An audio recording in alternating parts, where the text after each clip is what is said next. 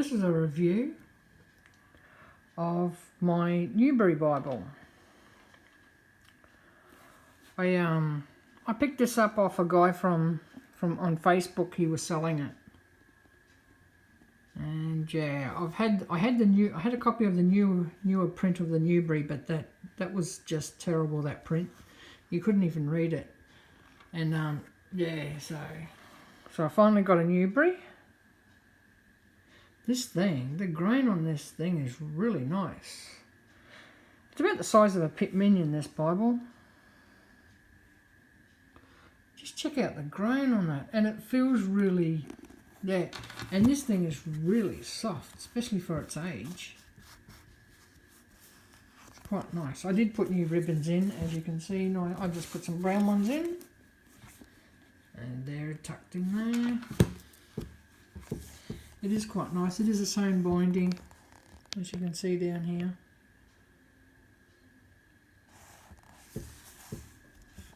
Yeah, it's got it is a full yap on this.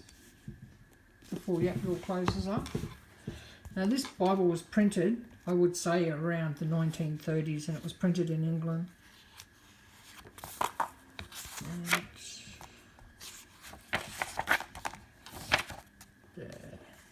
And this actually belonged originally to this guy here in April 1942.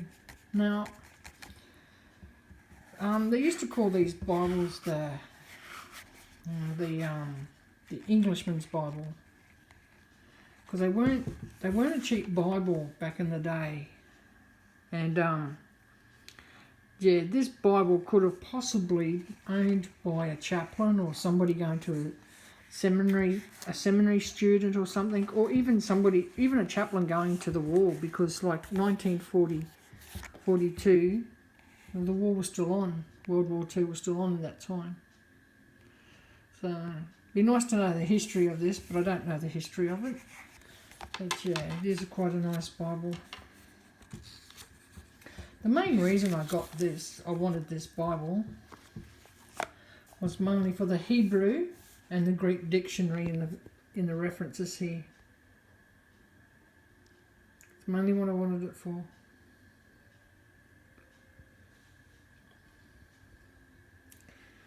And for the age, it's still quite readable. It's still quite nice. He has made some there has been some markings in this Bible, which is fine. And he actually used, it's an old method of marking.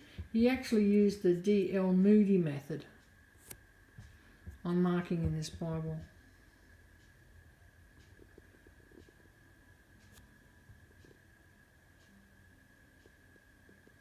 It is quite a nice print. But yeah, like I said, I got it for the Hebrew and the Greek dictionary in the columns.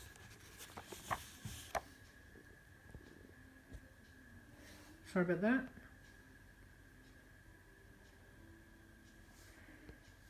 You better look at the references that it has in this.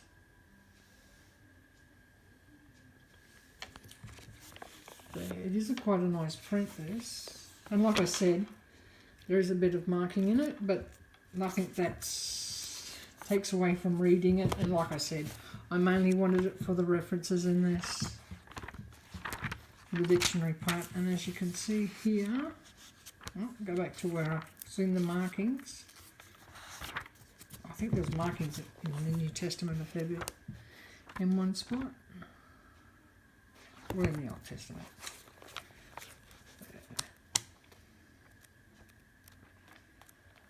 Try and find and explain the marking system.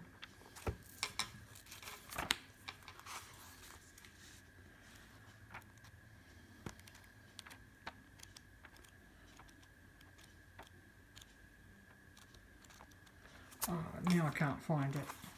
Be the same. You've got some old maps in this. There are quite a few of them.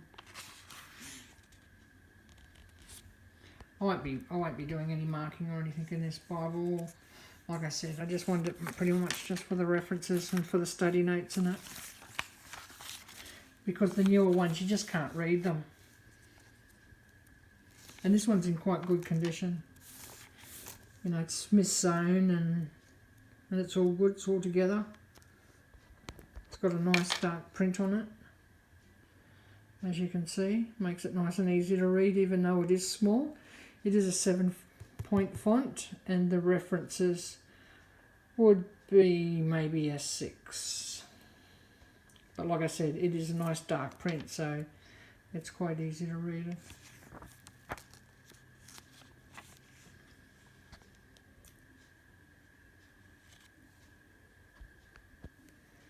Some more of the references.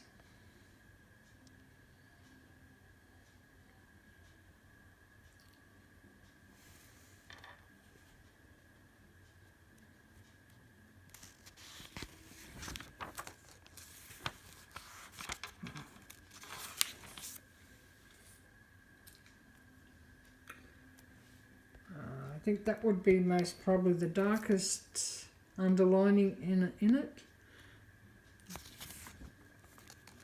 But like I said, you can still read that.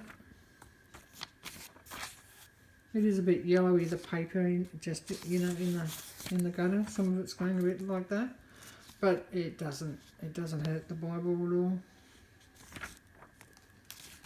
And you can see some overcast stitching there.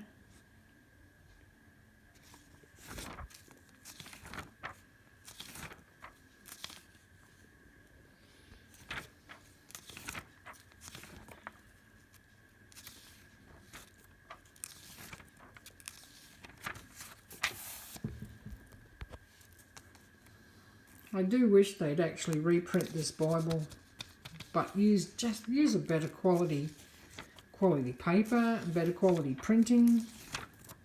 It's such a shame because it is such a great Bible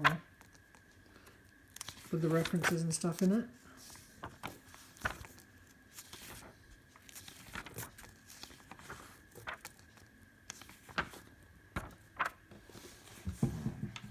Well, like I said, more references, and you can see some more stitching.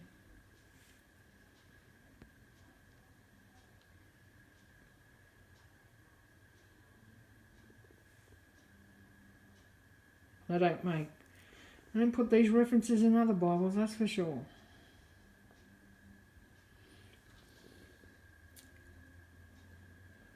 As you can see, you even have the dates up on the top of every single one of them.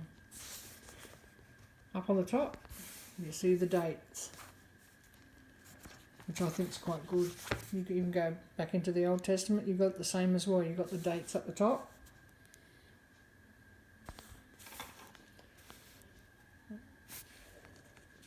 There's a detail in some of it, just a detail of the things that they've put in this Bible. You won't find the dates in that one, but you will find the dates here.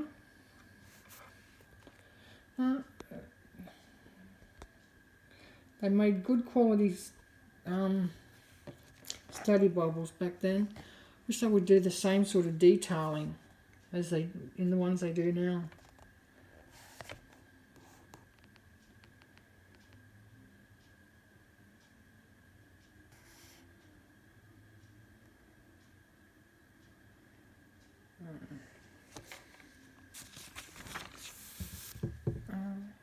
And the dates, notes. It is art gilt. Like the gold's just about worn off, well, pretty well. Actually, it's not too bad. It's worn in a few places. I mean, you expect that. I mean, the Bible's 1930s, 1940s sort of thing. And then you've got the red, as you can see. You've got the red.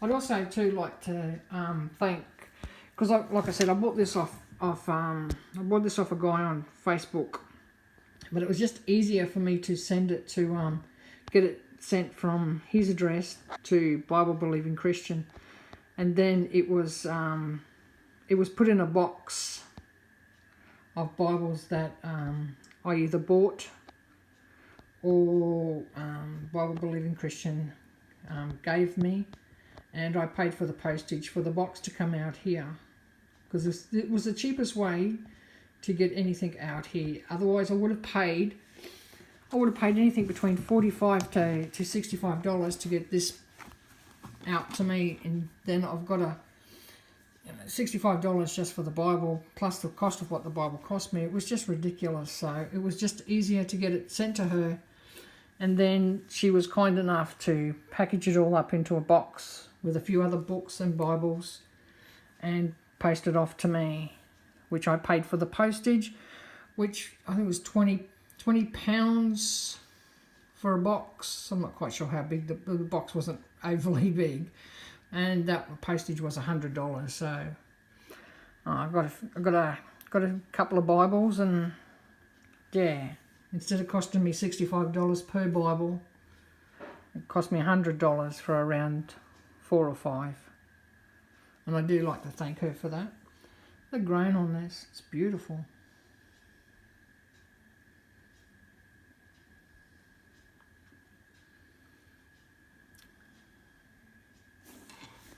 They still don't make covers like this anymore.